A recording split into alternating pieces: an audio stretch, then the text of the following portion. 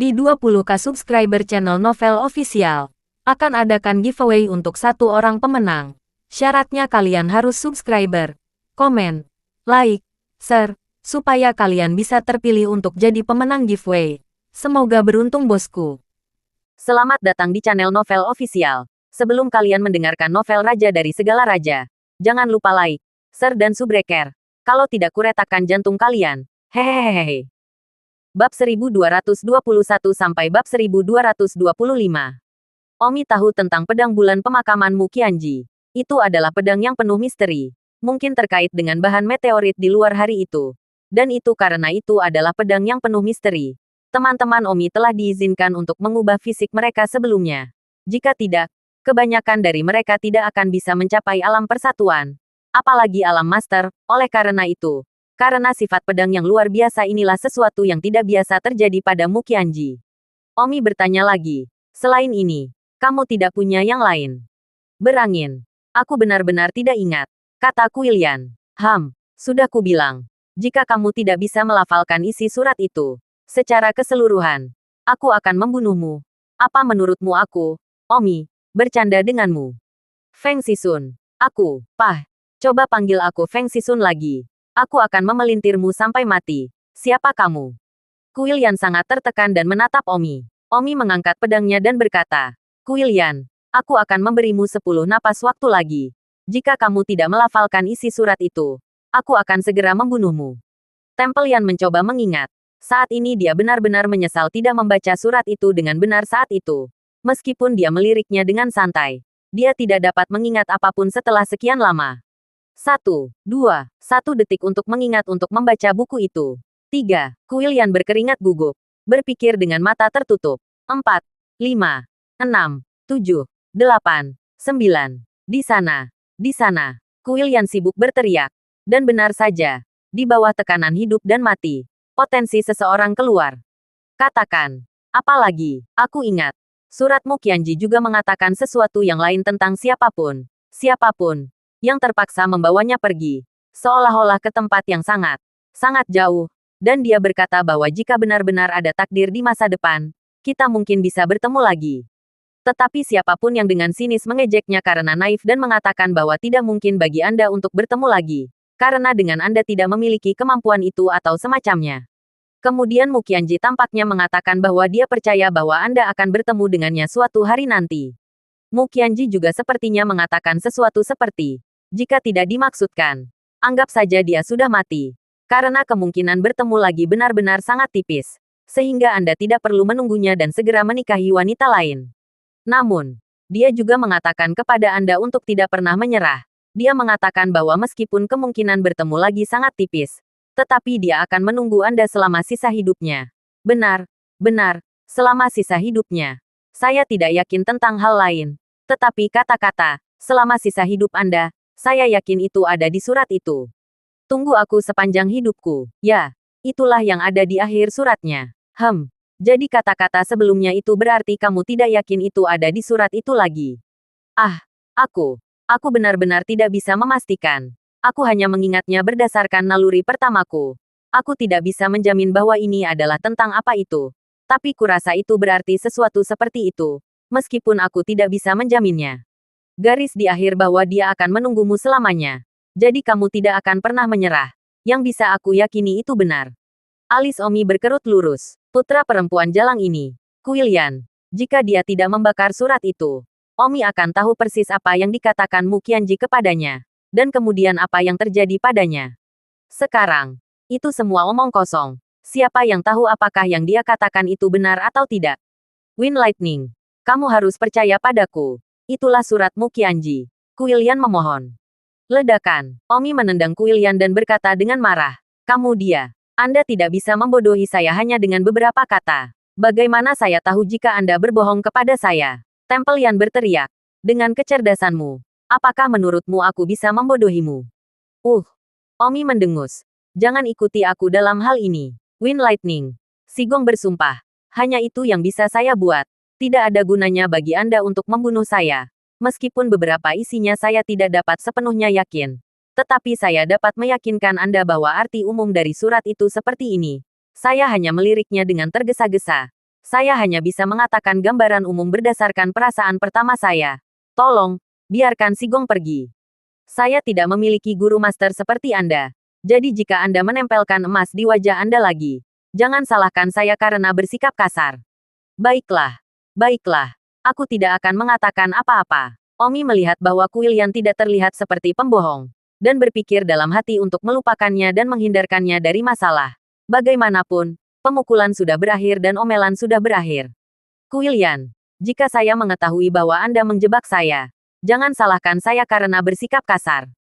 Sama sekali tidak. Aku bisa bersumpah. Keluar, ya, Tuan Sigung. Segera keluar. Quillian menarik kakinya keluar dan berlari. Nima, masih berani menyebut Sigong di depanku. Omi melihat ke belakang pelarian Quillian dan mengutuk dengan marah. Quillian sangat takut sehingga dia tidak buang air kecil. Tetapi dia sudah melarikan diri jauh dan Omi tidak menyusulnya.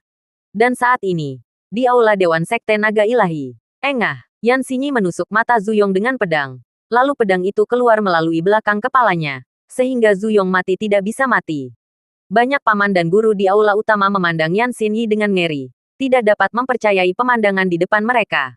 Dahulu kala, Yan Xinyi tidak lebih dari istri dari kakak laki-laki mereka Dingru, wanita yang telah hidup diam-diam di belakang Dingru. Selain dari kecantikan dan keterampilan medisnya, semua orang juga biasa mengabaikannya.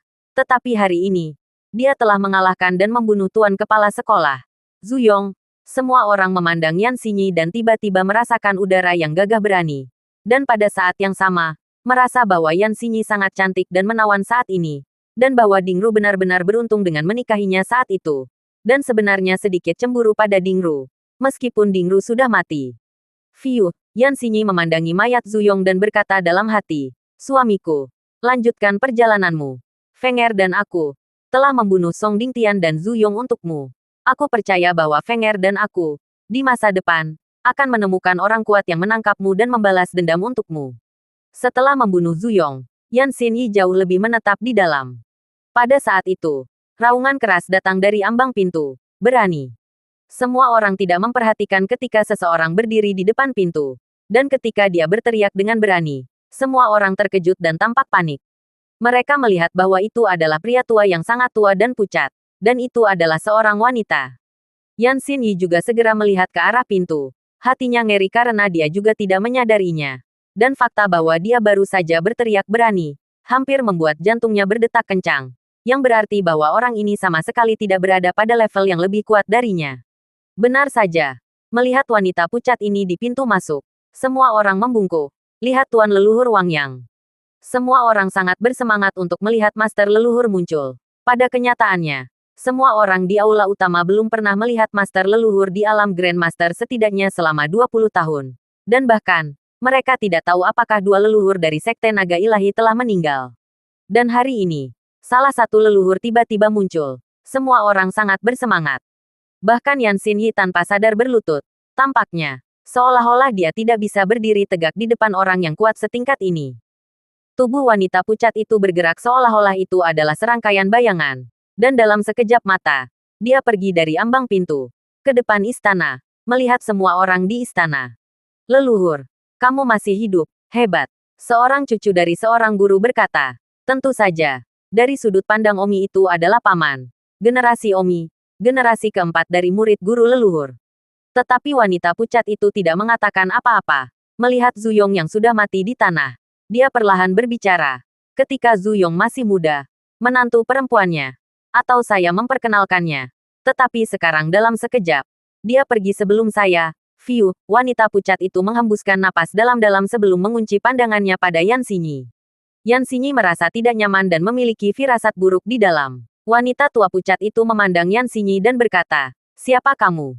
Itu normal bagi wanita tua itu untuk tidak mengenali Yan Xinyi. Yan Xinyi dulunya hanya istri Dingru, dan tidak membuang dirinya sendiri, dan terpisah dua generasi. Yan Xinyi berkata dengan gentar, kembali ke Tuan Wang Yang. Saya adalah istri dari guru Liu Pingzi yang duduk murid Dingru. Keponakan Liu Pingzi, tepat. Yan Xinyi sibuk mengangguk. Liu Pingzi adalah Tuan Dingru. Hanya saja, sudah lama mati. Jika tidak, Dingru tidak lebih dari tangan pengganggu Song Dingtian. Liu Pingzi di mata wanita pucat ini, hanyalah seorang keponakan. Keponakanku Zuyong. Apakah kamu membunuhnya? Wanita pucat itu tiba-tiba bertanya dengan keras. Yan Xinyi terkejut dan takut. Aku, mengatakan. Yan Xinyi mengumpulkan keberaniannya dan berkata, aku membunuhnya. Zuyong menipu muridnya Song Dingtian. Membunuh suamiku Dingru. Dan juga memenjarakanku di penjara surgawi selama setahun. Dan akhirnya bahkan membunuhku untuk membungkamnya. Ledakan. Yan Xinyi belum selesai berbicara ketika angin telapak tangan yang kuat tiba-tiba bertiup. Dan kemudian tiba-tiba seluruh tubuhnya terbang menjauh dan menabrak salah satu pilar aula utama, yang segera patah di pinggang, dan bahkan atapnya bergetar seolah-olah akan jatuh. Puff, setelah Yan Xinyi mendarat di tanah, dia sudah terluka parah, dan seteguk darah muncrat dengan liar. Kesempurnaan Agung Zongxi ini, kekuatannya benar-benar tak terduga. Tidak, itu seharusnya bukan kekuatan lagi, tetapi alam itu tak terduga. Karena dia tidak menggunakan pedang sama sekali. Sebenarnya dia tidak perlu menggunakan senjata sama sekali. Dia benar-benar menghancurkan kesempurnaan Zongxi tingkat bawah. Paman dan guru lain di istana merasa gemetar ketika mereka melihat kemarahan guru leluhur. Wanita pucat itu berjalan ke arah Yan Xinyi dan berkata, saya tidak peduli dengan alasan apapun, di Sekte Naga Ilahi. Jika Anda melakukan pelanggaran di bawah dan membunuh sesama murid, saya akan membersihkan rumah. Yan Xinyi meludahkan darah di mulutnya dan dengan dingin mendengus. Hanya membiarkan dia menyakiti orang lain.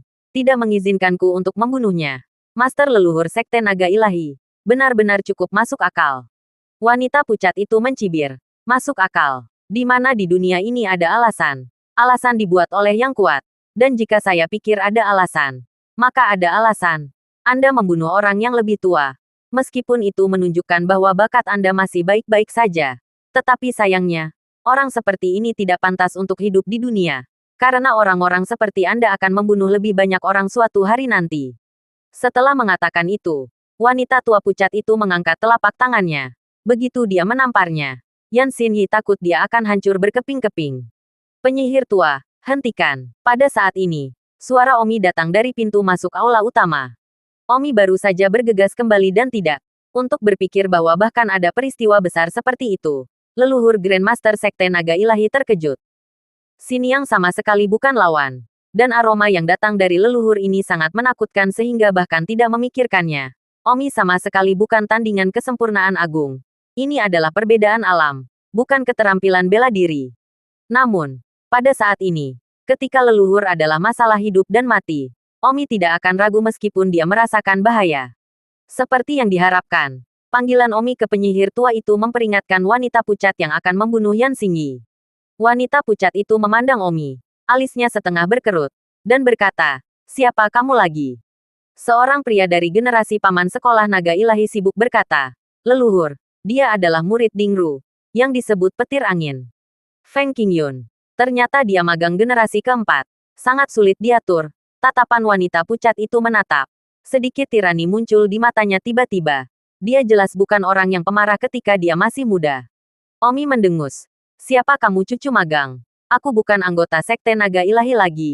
Ingat, aku adalah kepala pertama gerbang tak berujung, petir angin. Gerbang tak berujung. Benar-benar membangun gerbang gunungnya sendiri.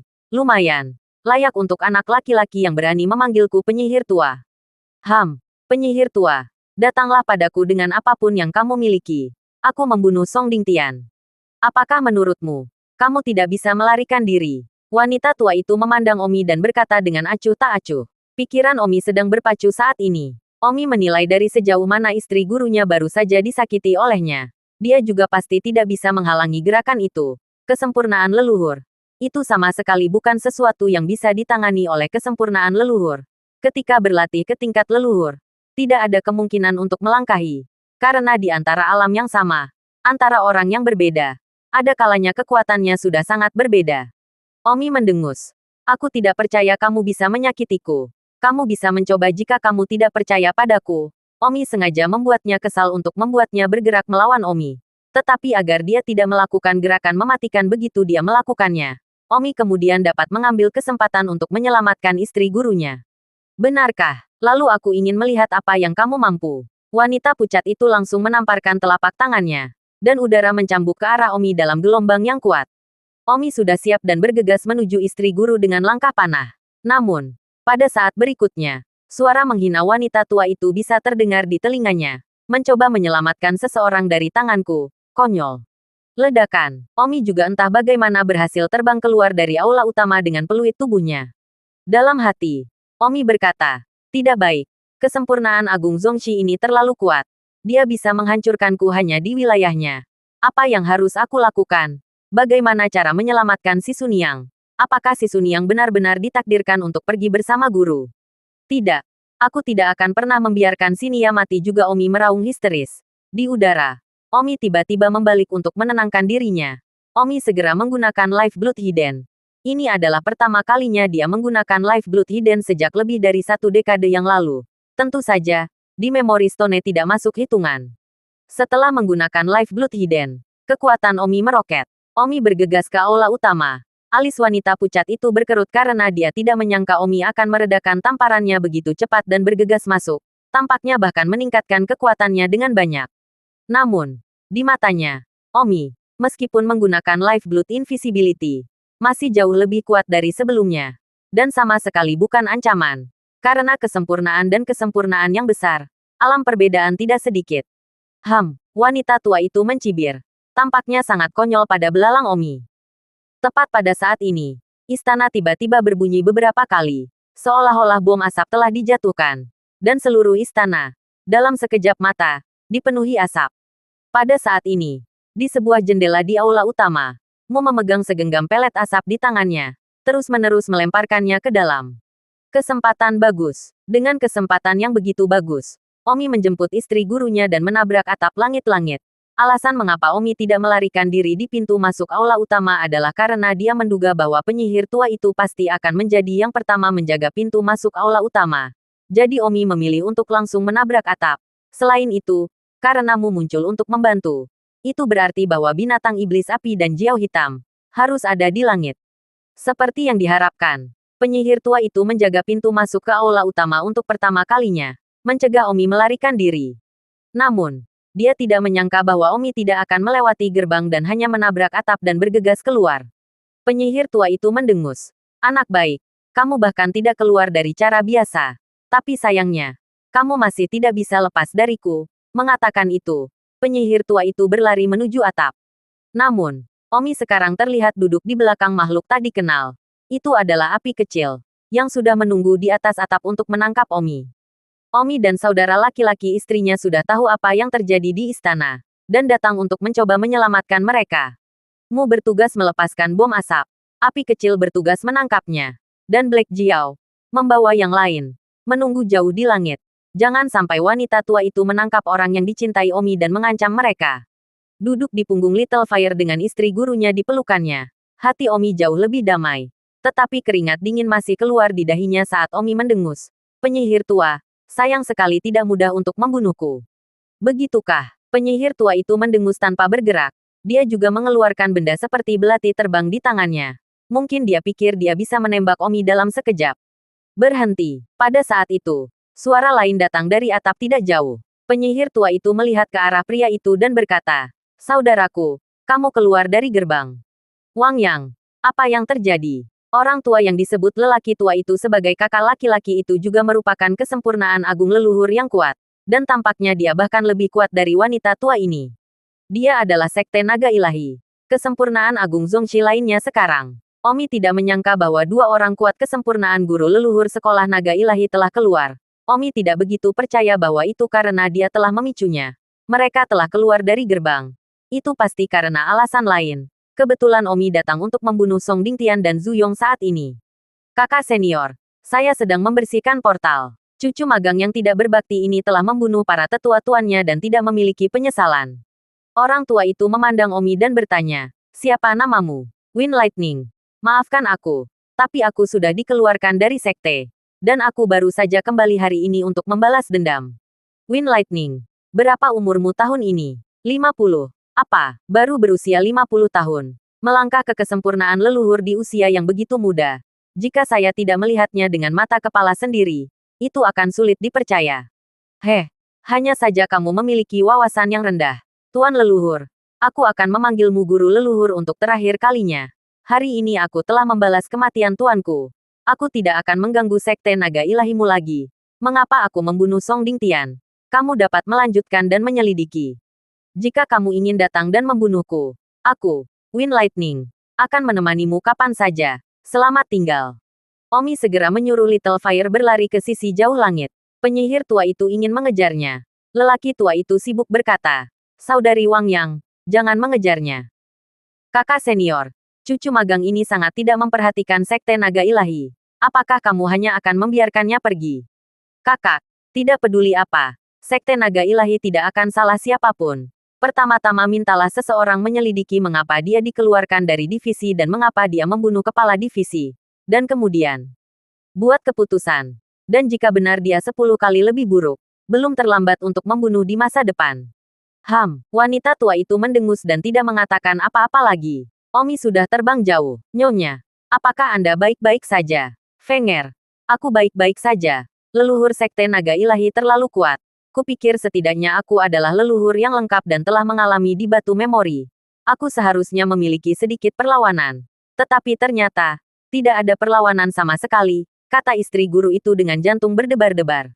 Omi berkata, "Istri guru, jangan katakan kamu. Aku tidak memiliki perlawanan sama sekali setelah aku melemparkan Life Blood Hidden. Aku hanya bisa mengatakan bahwa kesempurnaan leluhur, tidak peduli seberapa kuatnya, bukanlah tandingan kesempurnaan agung. Yah, beruntungmu dan api kecil membantu. Kalau tidak kita semua akan dibunuh oleh Wang Yang itu. Ya, aku harus melangkah ke Zhongxi Grand Perfection sesegera mungkin dan berdiri di puncak benua ini, sehingga gerbang tak berujung kita bisa diturunkan." Istri guru hanya mengangguk. Tetapi sangat sulit untuk melangkah ke kesempurnaan agung leluhur lagi. Dan diperkirakan akan memakan waktu puluhan tahun, jika tidak lebih lama. Tubuh Omi tidak merasakan ketidaknyamanan saat ini. Hatinya terkejut. "Aku melemparkan Life Blood Hiding. Tapi aku baik-baik saja. Mungkinkah setelah mengubah Meridian Little Black, aku benar-benar dapat melemparkan Life Blood Hiding dengan bebas?"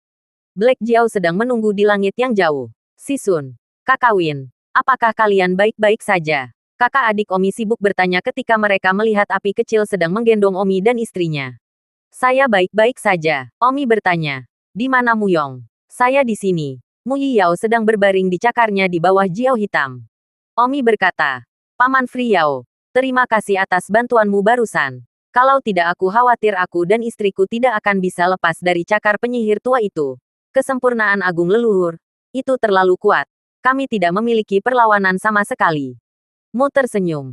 "Tidak apa-apa. Aku seharusnya melakukan semua ini. Kesempurnaan agung leluhur sudah sangat kuat. Untuk menjadi saingan kesempurnaan agung leluhur, kamu harus mencapai kesempurnaan agung leluhur. Baiklah. Ayo pergi sekarang. Kita sudah membalas dendam. Song Dingtian dan Zhu Yong sama-sama sudah mati." Adik perempuan bertanya, "Suamiku, akankah dua leluhur sekolah naga ilahi datang setelah kalian?" Omi menggelengkan kepalanya. "Aku tidak tahu tentang pria itu. Penyihir tua bernama Wang Yang itu. Tapi aku tidak yakin itu tidak akan terjadi. Penyihir tua ini, dia sangat tidak masuk akal. Bagaimanapun, mari kita kembali ke gerbang tak berujung dulu. Kita akan membicarakannya nanti. Kita harus memiliki seseorang sekarang. Cepat dan menerobos ke kesempurnaan agung leluhur. Kita, gerbang tak berujung, akan memiliki pijakan di sungai dan danau." Pergi, sekelompok orang Omi, yang dibawa oleh Black Jiao dan Little Fire, terbang menuju lautan benua. Hanya saja Omi memiliki kesedihan yang tak terkatakan di dalam. Tentu saja itu tentang Mu Qianji. Jika Kuilian tidak berbohong, maka surat Mu Qianji mengatakan bahwa dia terpaksa pergi ke tempat yang sangat jauh. Di mana tempat itu? Dan sepertinya hampir tidak mungkin bagi Omi untuk bertemu dengannya lagi. Meskipun Mu Qianji mengatakan bahwa dia akan menunggu Omi selama sisa hidupnya, dia juga mengatakan bahwa dia akan memberitahu Omi untuk tidak menunggunya dan segera menikahi wanita lain. Omi benar-benar tidak tahu apa yang terjadi pada Mu Qianji. Duduk di punggung Little Fire bersama Omi, Mu Qianyuan bertanya dengan penuh harap. "Berangin, apakah Kuilian mengatakan sesuatu? Apa yang terjadi dengan putriku?" Omi mengucapkan kata-kata tegas kuil itu kepada Muyong. "Aduh, kemana dia pergi? Paman mudah. Jangan khawatir. Karena Qianji percaya bahwa saya dapat menemukannya suatu hari nanti, maka saya tidak akan mengecewakannya. Saya tidak akan pernah menyerah pada pelatihan seni bela diri saya. Suatu hari, saya akan bertemu dengannya. Pasti, dia juga mengatakan bahwa dia akan menunggu saya selama sisa hidup saya." Omi dan yang lainnya terbang keluar dari benua ke sekelompok pulau beberapa ratus kilometer jauhnya dari benua itu. Kelompok pulau ini adalah alamat gerbang tak berujung yang telah ditemukan Omi saat itu. Tanda gerbang tak berujung yang telah didirikan di sini lebih dari 1 dekade yang lalu masih ada saat ini. Mu melihat kelompok pulau ini dan berkata, pemandangan di sini cukup bagus. Tapi sayang sekali di laut. Jadi sebagian besar tidak nyaman untuk bergerak. Windy, jika Anda ingin gerbang tak berujung berkembang dalam jangka panjang, Anda harus kembali ke darat. Omi berkata, mengapa harus di darat? Kamu juga bisa memulai sekte di sini. Mu tersenyum. Tentu saja mungkin untuk membuka sekte. Tetapi jika Anda menginginkan 100 generasi warisan, masalah terbesar adalah bakat. Anda harus terus-menerus memiliki murid jenius yang lebih muda bergabung, sehingga sekte dapat diwariskan secara permanen. Sekarang pulau ini, pemandangannya indah. Tetapi di mana orang-orangnya? Kamu tidak dapat merekrut monster laut dari laut sebagai murid gerbang tak berujung ketika tidak ada populasi manusia. Tentu saja para murid pergi ke benua itu untuk merekrut. Dan ketika mereka bertemu dengan orang-orang dengan bakat yang kuat, mereka membawa mereka kembali. Muyong bertanya lagi, lalu apa yang akan kita makan di sini? 1 atau 2 tahun baik-baik saja. Tetapi bagaimana dengan jangka panjangnya? Tidak ada tanah di sini. Dan kami makan makanan laut setiap hari. Bahkan jika Anda makan makanan laut, Anda harus memiliki nelayan untuk pergi ke laut untuk memancing. Siapa yang Anda biarkan sebagai nelayan? Apakah Anda membiarkan siswa yang direkrut dari daratan, sambil melatih seni bela diri, tetapi juga harus melawan ikan itu sendiri untuk mencari nafkah? Selain itu, Anda tidak bisa begitu saja kembali ke daratan untuk merekrut murid. Itu tidak cukup. Menurut Anda, berapa banyak murid yang dapat kami bawa kembali dari daratan hanya dengan 20 dari kami? Bahkan jika kita masing-masing merekrut kembali 10 murid, hanya akan ada total 200 murid ini. Jika mereka semua jenius, tidak apa-apa. Tetapi jika mereka semua bodoh, yang terkuat mereka akan berada di masa depan hanya akan dapat mencapai alam persatuan. Apa gunanya sekte seperti itu? Itu hanya dikembangkan ke generasi kedua dan kemudian hilang. Memang benar aku belum memikirkan dengan hati-hati tentang kedalaman ini, Omi berkata dengan sedih. Awalnya Omi berencana untuk membawa orang-orang dari dunia lain, dan kemudian membuat kelompok pulau ini menjadi kota modern yang sangat mewah dan kaya. Dibandingkan dengan daratan, tempat ini adalah surga di bumi, sehingga dapat menarik orang-orang dari daratan. Namun, ide ini telah hancur, tanpa alasan lagi untuk dikatakan. Jika Anda memperhitungkan semua orang yang diturunkan ke gunung sebagai manajemen dan mereka yang tetap berada di sekte sebagai rumah tangga, jumlah murid, itu ratusan ribu orang. Hanya dengan basis yang begitu besar, adalah mungkin bagi lusinan murid ini untuk mencapai di atas alam leluhur di masa depan. Dan lusinan murid ini adalah orang-orang yang mendukung warisan sekte dari generasi ke generasi. Dan jika Anda ingin merekrut beberapa ratus murid hanya dengan melakukan perjalanan ke benua itu, kemungkinan menghasilkan lusinan murid di masa depan yang berada di atas Zongxi dan mampu mendukung sekte tersebut hampir tidak ada. Terlebih lagi, masalah makanan dan kehidupan sama sekali tidak dijamin di sini. Dan ada juga masalah terpenting yang telah Anda abaikan. Masalah apa? Don Omi bertanya. 1 detik ingatlah untuk membaca buku. Mu tersenyum. Bagian benua mana yang kamu rencanakan untuk merekrut murid? Dimanapun ada jenius, rekrut saja mereka. Mu bertanya. Menurutmu berapa banyak jenius yang ada di benua dengan populasi yang begitu besar? Ini, tentu saja, sangat jarang. Itu benar. Setiap jenius adalah hal terpenting bagi setiap sekte untuk berkultivasi. Menurutmu, sekte mana yang akan membiarkanmu merekrut para jenius di wilayah mereka? Ini, Omi menggaruk kepalanya. Ya benar, tidak banyak jenius. Dan untuk berpikir bahwa Omi bukanlah seorang jenius saat itu masih merupakan nomor 1 dunia yang sangat sensasional. Bahkan jika dia tidak bisa merekrut seorang jenius setingkat Omi. Tetapi seorang jenius dari level yang lebih rendah adalah harta karun bagi setiap sekte. Paman bebas. Tidak mungkin semua jenius ditemukan oleh sekte benua. Selalu ada beberapa yang belum ditemukan oleh berbagai sekte. Kan? Ya, dengan populasi yang begitu besar, memang benar bahwa tidak mungkin setiap jenius ditemukan. Tetapi pikirkanlah, setiap sekte di benua itu mengelola wilayah masing-masing. Mereka mendirikan kantor pemerintah, sekolah swasta, dan berbagai institusi di kota-kota di wilayah masing-masing. Bahkan jika mereka belum menemukan para jenius, lalu apa yang membuat Anda berpikir bahwa Anda akan dapat menemukannya? Bahkan jika Anda beruntung dan berkeliling benua dan menemukan beberapa jenius yang terkubur, tetapi hanya ada beberapa, dapatkah beberapa orang mempertahankan sekte? Ini adalah masalah bagi 1000 generasi. Hanya jika anak dan cucu masa depan dapat mempertahankannya. Ho, Paman Fri. Berhenti bicara dan tinggalkan aku sendiri. Omi tertekan saat dikejutkan oleh Muyong Yao. Memang, bagaimana sebuah sekte bisa didirikan dengan mudah?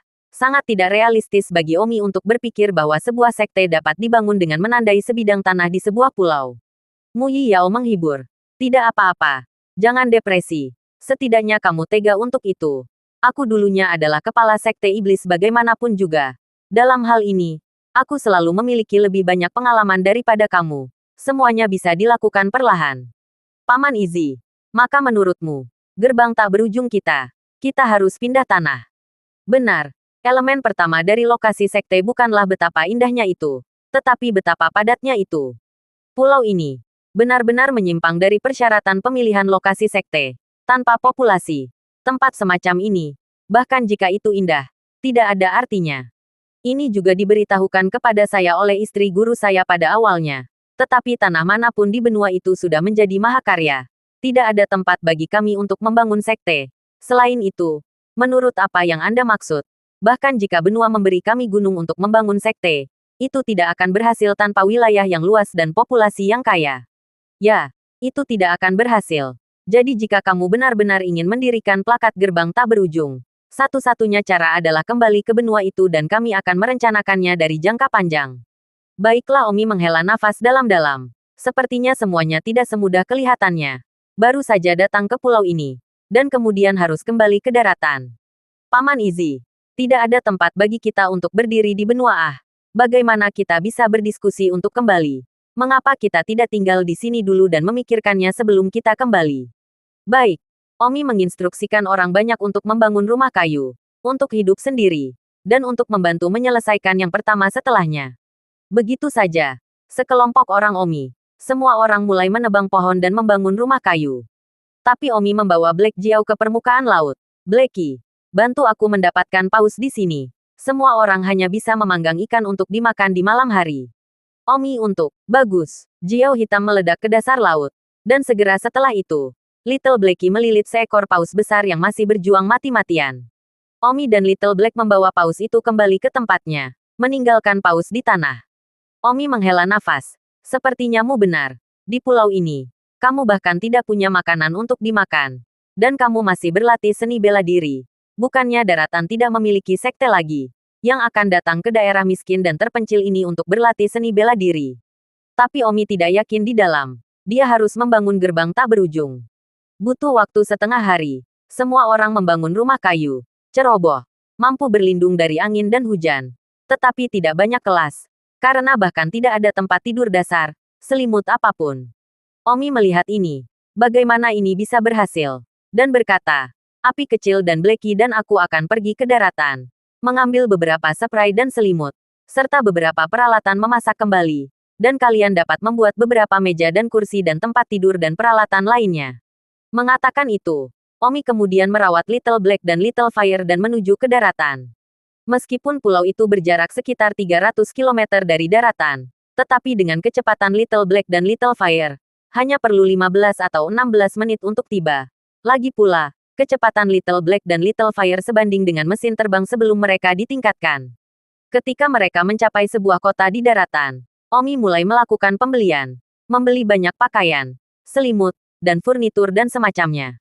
Api kecil dan hitam kecil sangat tertekan. Mereka diikat seperti sekawanan penuh barang-barang seperti unta. Ketika mereka terbang kembali ke pulau itu, mereka tidak bisa terbang terlalu cepat.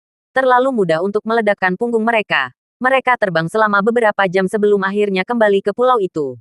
Pada saat ini, rumah kayu juga semua dibangun. Beberapa perabotan dasar dan sebagainya sudah selesai. Lagi pula, kita semua kuat. Tidak ingin terlihat cantik atau tidak. Jadi kecepatannya sangat cepat. Memasang perabotan setiap kamar, tempat tidur dan sebagainya. Baru kemudian akhirnya terasa seperti rumah. Setelah itu dapur juga selesai. Simran dan yang lainnya mulai memasak. Dalam hal memasak, atau Simran paling akan, wanita lain. Beberapa tidak ke dapur sama sekali. Tetapi sekarang juga harus terlibat dalam pekerjaan rumah. Setelah hari ini, semua orang bertunangan seperti pelayan. Di mana penampilan pembangkit tenaga listrik Master Realem. Omi juga merasa sangat bersalah tentang hal ini. mengikutinya melalui kesulitan ini. Tetapi semua orang juga menikmati kepahitan. Setelah makan malam di malam hari, Omi duduk di atap dan sepertinya sedang memikirkan sesuatu. Mu terbang, duduk di sebelah Omi, dan berkata, atap ini, tidak ada ubin. Itu hanya membelah kayu dengan pedang, meletakkannya di atasnya, dan mendapatkan jerami dan tambalan lainnya. Jika hujan, beberapa bagian rumah pasti akan bocor sesekali. Dan jika itu adalah topan yang sangat kuat, saya yakin rumah kayu itu akan hancur berantakan. Jadi kami di sini, dan kami hanya akan dapat melakukan goresan jangka pendek. Yah, aku mengerti. Mu tersenyum heheli. Sekarang kamu mengalami kesulitan hidup. Kita, di mata dunia, kuat dan tinggi di atas dunia. Tetapi tidak mengherankan bahwa kita meninggalkan orang-orang di bawah. Tetapi kita hidup seperti babi dan anjing. Jadi kita harus memperlakukan orang-orang dan orang-orang dengan baik. Selama bertahun-tahun saya adalah uskup. Saya selalu menginstruksikan orang-orang di bawah untuk tidak pernah mempersulit hidup rakyat jelata di bawah. Oh, kami juga warga sipil. Hanya siapa yang kami lihat. Berangin. Tak jauh dari situ, istri guru Omi memanggil Omi. Omi berkata kepadamu, istri guruku sedang mencariku. Aku akan pergi dulu. Mu Yiyao berkata, istri gurumu, semakin cantik dia. Melihatnya bekerja dengan wanita-wanitamu hari ini, itu benar-benar rasa yang berbeda. Omi segera memperingatkan, jangan memukul istri guruku. Wind Lightning, apa yang kamu katakan adalah bahwa sekarang istri gurumu juga lajang. Kamu tidak dapat menghentikan istri gurumu untuk memiliki hak atas kebahagiaan hanya karena dia adalah istri gurumu. Jangan khawatir, aku bukan tipe orang yang main-main. Jika guru ibumu tidak punya niat, aku tidak akan pernah membuat kemajuan sedikit pun padanya. Tentu saja, jika pesonaku menaklukkan guru ibumu di masa depan. Ibu, istri gurumu jatuh cinta padaku. Jadi itu bukan sesuatu yang bisa kamu hentikan. Lupakan saja. Aku belum akan berbicara denganmu. Omi terbang menjauh. Omi benar-benar khawatir bahwa Mu Xiao akan mengambil Xiniang ahnya. Lagi pula, Mu Xiao telah mengatakan sebelumnya bahwa dia naksir Xiniangnya ketika dia masih muda dan bersedia mempertaruhkan hidupnya ke aliansi yang benar hanya untuk melihatnya. Sekarang istri gurunya masih lajang. Masuk akal jika Mu Yihao benar-benar ingin menjemput istri gurunya. Bagaimanapun, Mu pernah menjadi patriark. Masih ada sedikit karisma. Dan seumuran dengan Xiniang, ini. Sejujurnya, Omi juga harus berpikir bahwa masih sangat mungkin bagi Mu Friyao untuk merebut hati istri gurunya. Omi menggelengkan kepalanya tanpa berkata-kata. Di dalam hatinya geli. Mengapa saya khawatir tentang ini? Istri Mu Friyao yang harus khawatir. Jika istri orang lain bahkan tidak keberatan, apa yang harus saya libatkan? Pertama kali saya melihatnya adalah ketika dia masih muda. Dan dia adalah seorang pemuda yang tidak tahu apa yang dia alami. Setelah Omi memikirkannya seperti ini, dia tidak lagi khawatir Mu mendapatkan istri gurunya.